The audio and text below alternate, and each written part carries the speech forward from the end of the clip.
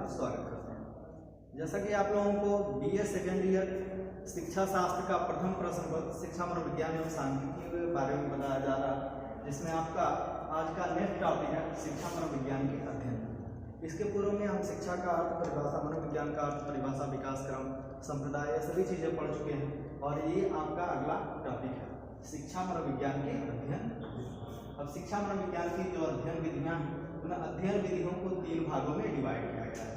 जो पहला है वो है निरीक्षण विधि, और जो दूसरा है वो है प्रयोगात्मक विधि, का जो तीसरा है वो है विवरणात्मक।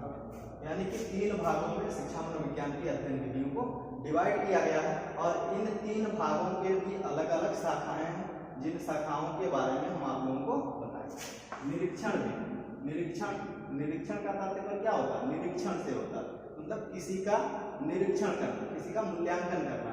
तो वह मूल्यांकन 2 रूपों में होता है, एक आंतरिक मूल्यांकन भी होता है और एक बाह्य मूल्यांकन भी होता है। तो इसलिए निरीक्षण विधि को 2 भागों में बताया गया है। एक बताया गया है अंतःदर्शन विधि और जो दूसरा बताया गया है वो है बहिर्दर्शन। अंतःदर्शन विधि के बारे में हम आपको बता देते हैं। अंतःदर्शन जो विधि है ये सबसे प्राचीनतम विधि है। कैसी विधि है? प्राचीनतम विधि है। अब प्राचीनतम विधि और इस विधि के जो प्रतिपादक हैं वह विलियम वुंड है। कौन है? William wound. विलियम वुंड कहाँ के निवासी हैं? जर्मनी के निवासी हैं। कहाँ के निवासी हैं? जर्मनी के निवासी हैं और इन्होंने सन 1879 ईस्वी में प्रथम मनोविज्ञान प्रयोगशाला का निर्माण किया था। और प्रथम मनोविज्ञान की प्रयोगशाला का निर्माण इन्होंने जर्मनी के लिप्चिंग नगर में किया था और लिप्चिंग विश्वविद्यालय में, जिस विश्वविद्यालय को वर्तमान समय में कार्ल मार्क्स विश्वविद्यालय के नाम से जाना जाता है।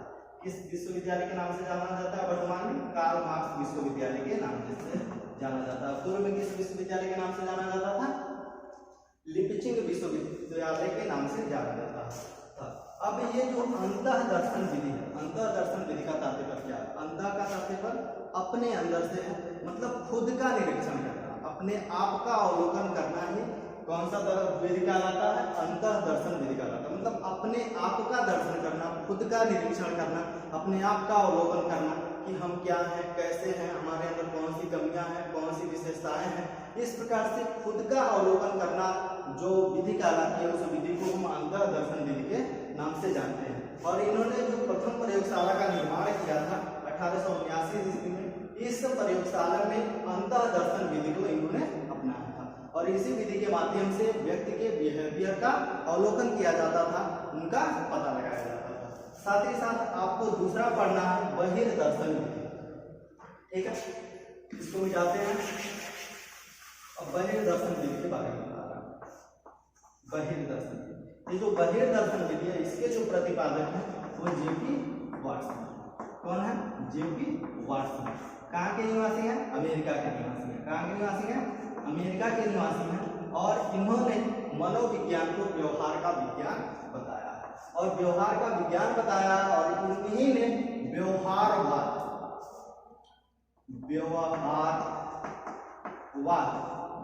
संप्रदाय का निर्माण भी किया। अतः हम कह सकते हैं कि J.P. वाटसन जो है वो व्यवहारवाद संप्रदाय के जनक भी है। और ये जो व्यवहारवाद संप्रदाय में व्यक्ति के बाह्य क्रियाओं का अवलोकन किया जाता है, जिसके माध्यम से व्यक्ति के बारे में जाना जा सकता है। तो व्यक्ति के बारे में जानने के लिए जो विधि अपनाई जाती है उस विधि को बहिर्दर्शन विधि के नाम से जाना जाता है। किस विधि के नाम से जाना जाता है? बहिर्दर्शन विधि के नाम से जाना जाता है। अब ये बहिर्दर्शन विधि क्या है कि व्यक्ति के बाह्य क्रियाकलापों के आधार पर उस व्यक्ति का निरीक्षण करना ही कौन सी दर्शन विधि कहलाती है?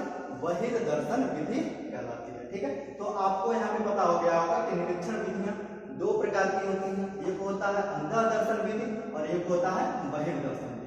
अंतःदर्शन जो विधि है वो हमारी सबसे प्राचीनतम विधि है और इस विधि के जो प्रतिपादक है विलियम वुंड है। विलियम वुंड कहाँ के निवासी है? तो जर्मनी के निवासी है। आपका ये ऑप्शनल पेपर है तो इसलिए आपको पॉइंट टू पॉइंट बता रहे हैं ताकि इसी तरह से आपका क्वेश्चन पूछ लेता है कि अंतःदर्शन विधि के प्रतिपादक कौन है? तो कौन है? विलियम वुंड है। बहिर्दर्शन विधि के प्रतिपादक कौन है? तो कौन है? J.P. वाटसन है। अंतःदर्शन विधि में किस आधार पर व्यक्ति का अवलोकन किया जाता है? तो ऑप्शन दे देगा कि बाह्य कृतियों के आधार पर किया जाता है। व्यक्ति अपने स्व का अवलोकन करता है, इनमें से कोई नहीं क्वेश्चन पूछ सकता है, तो कौन सा होगा? व्यक्ति अपने स्व का अवलोकन करता है। इस तरह से क्वेश्चन बनता है। तो ये हो गया आपका निरीक्षण। अब इसके बाद से आपका आता है अगला जो है वो है प्रयोगात्मक। प्रयोगात्मक विधि के बारे में जानते हैं। इसके जो प्रतिपादक माने जाते हैं स्टुअर्ट मिल, इसके जो प्रतिपादक माने जाते हैं उनका नाम है स्टुअर्ट मिल, ठीक है।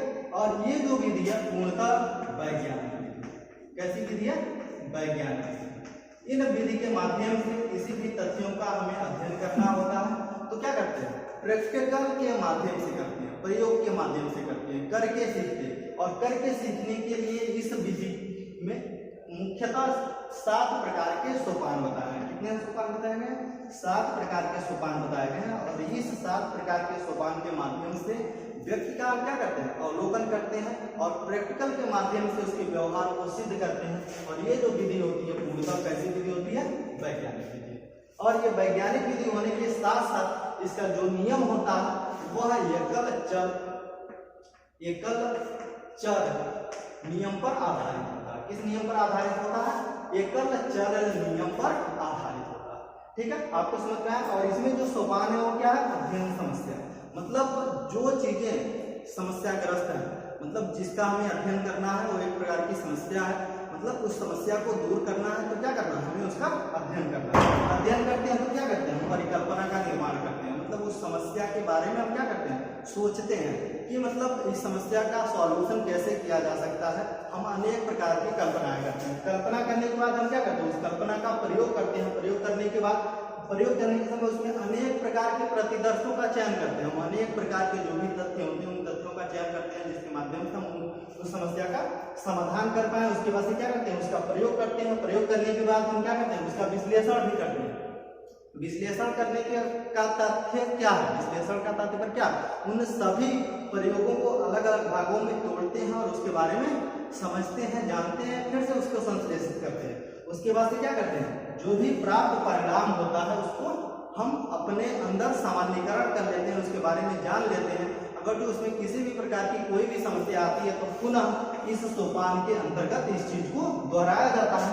और ये इस तरह के सर्किल में होता है, ठीक है। जैसे कि इसमें पहला हो गया अध्ययन समस्या, दूसरा हो गया परिकल्पना निर्माण। इस तरह के सर्किल में ये चलता रहता है। अगर जो हमारा परिणाम सामान्यीकरण है, मतलब हमारा वो परिणाम सत्य है, तो हम इस चीज को रोक देते हैं। अन्यथा उस चीज को सिद्ध करने के लिए हम क्या करते हैं? पुनः इस सर्किल के माध्यम से दोहराते रहते हैं। और जो भी प्राप्त प्रतिफल होता है प्रयोग के माध्यम से सिद्ध किया होता है, उसी के आधार पर हम किसी भी व्यक्ति का अवलोकन करते हैं। और यहाँ पे आपको ये जानना है, इसमें क्वेश्चन कैसे पूछता है कि प्रयोगात्मक विधि कैसी विधि है? मनोवैज्ञानिक विधि है, वैज्ञानिक विधि है, सामाजिक विधि है, इनमें से कोई नहीं। तो कौन सी विधि है? वैज्ञानिक विधि है।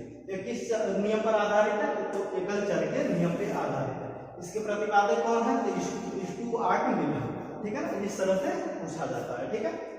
अब इसके बाद से जो आपका अगला वीडियो है वो अगला जो टॉपिक है वो है विवरणात्मक विधि, ठीक है। विवरणात्मक विधि को पढ़ने से तो हम इसको मिटाते हैं और उसके बारे में हम आपको बताते हैं, ठीक है।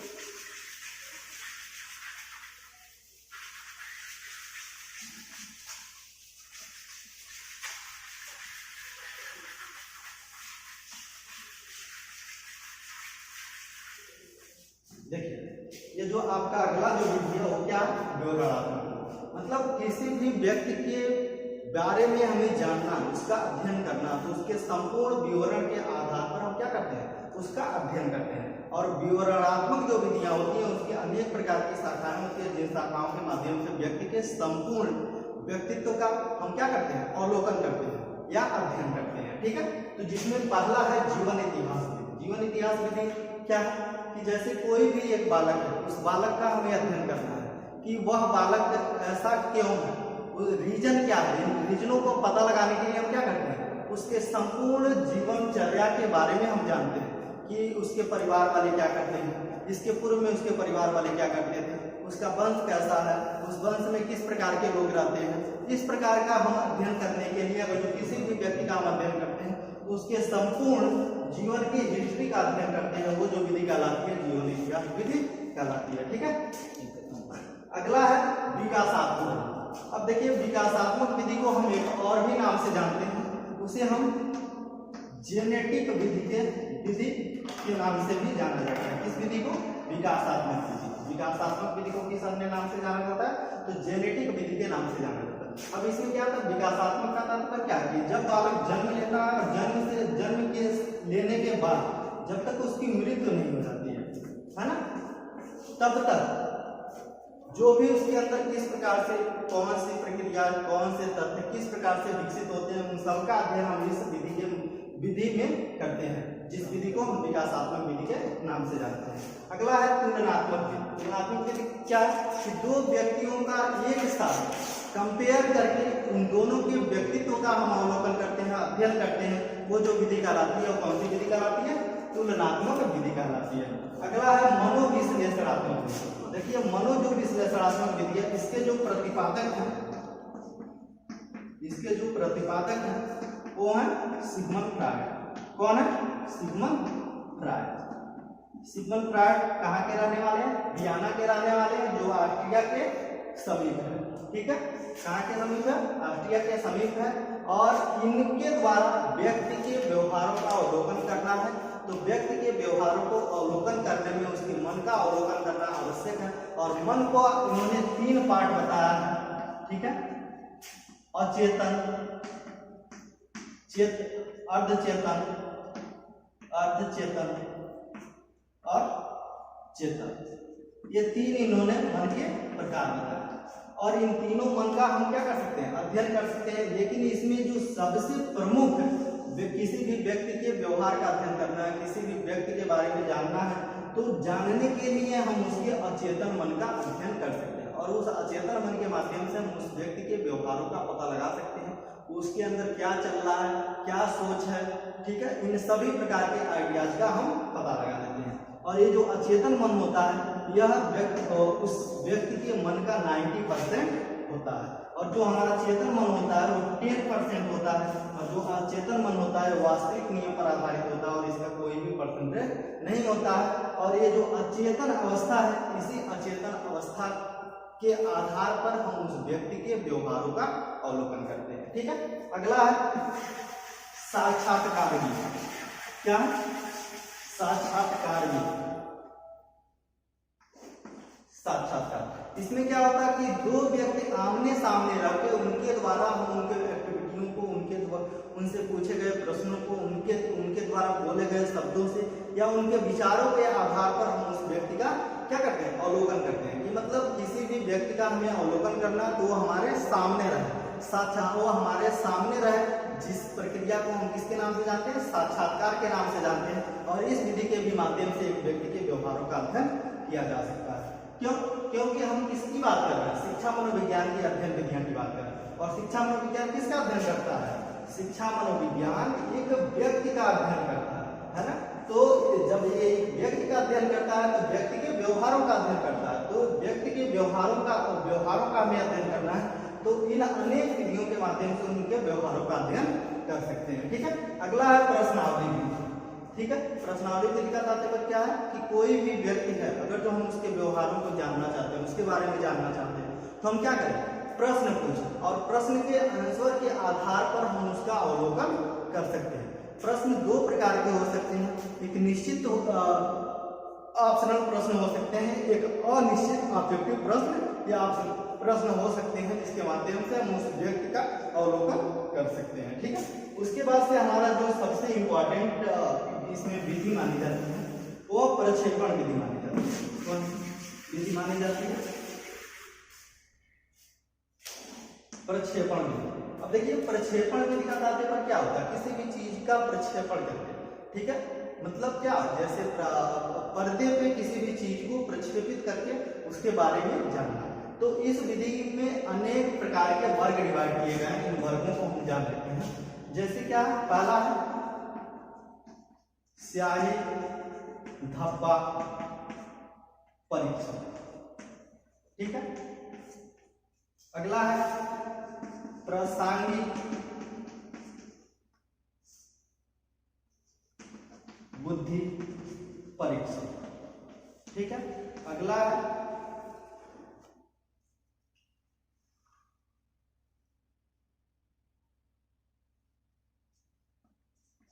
सीएटी परीक्षण, इसे हम सीएटी परीक्षण के नाम से जानते हैं। और इसे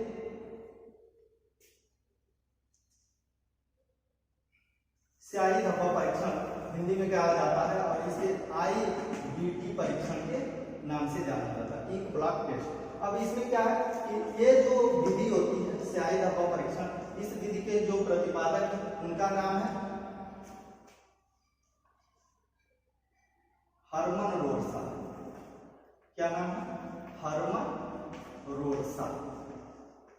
और इन्होंने इस विधि का प्रतिपादन 1921 ईस्वी में किया था।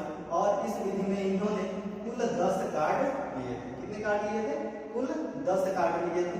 10 कार्ड को इन्होंने 3 भागों में डिवाइड किया था। 2 कार्ड लाल सफेद लिए थे और 5 कार्ड लाल सफेद एवं काला लिए थे और 3 कार्ड रंगीन लिए थे। ठीक है। अब इसमें क्या होता है कि कोई भी बालक होता है, उसके व्यवहारों का हमें अध्ययन करना होता है। तो इसमें उस बालक से हम क्या करते हैं? कार्डों का चुनाव करना है। कार्डों के माध्यम से हम क्या करते हैं?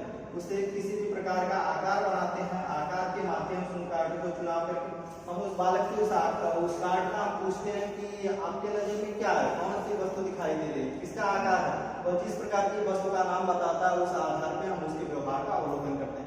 उसी प्रकार से ये पीएटी प्रासंगिक परीक्षण है, जिसे हम प्रासंगिक बुद्धि परीक्षण के नाम से जानते हैं। प्रासंगिक अंतर्बोध परीक्षण, ठीक है। क्या कहते हैं? प्रासंगिक अंतर्बोध परीक्षण या कहते हैं बुद्धि परीक्षण के भी नाम से जाना जाता है। और इसके जो प्रतिपादक हैं वो कौन है?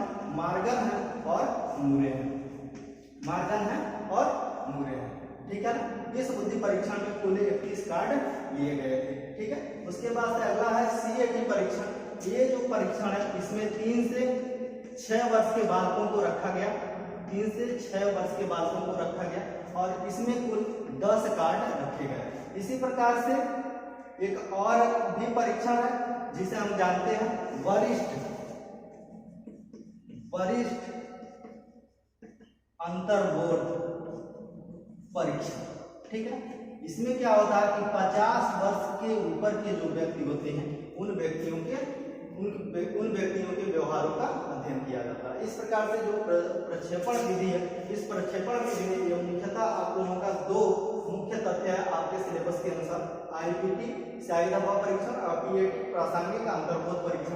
इसमें क्या होता है कि पूछ लेता है कि आईबीटी या स्याही धब्बा परीक्षण में प्रतिपादक कौन है, तो हरमन रोडसा। पीएटी प्रासंगिक परीक्षण के प्रतिपादक कौन है, तो कौन है? मार्गन एवं मूरे। ये भी क्वेश्चन पूछ लेता है कि आईबीटी जो परीक्षण है आप कर सकते हैं कि स्याही धब्बा जो परीक्षण है इसमें कुल कार्ड कितने रखे गए थे, और उसी प्रकार से क्वेश्चन इसको भी पूछ सकता है, ठीक है।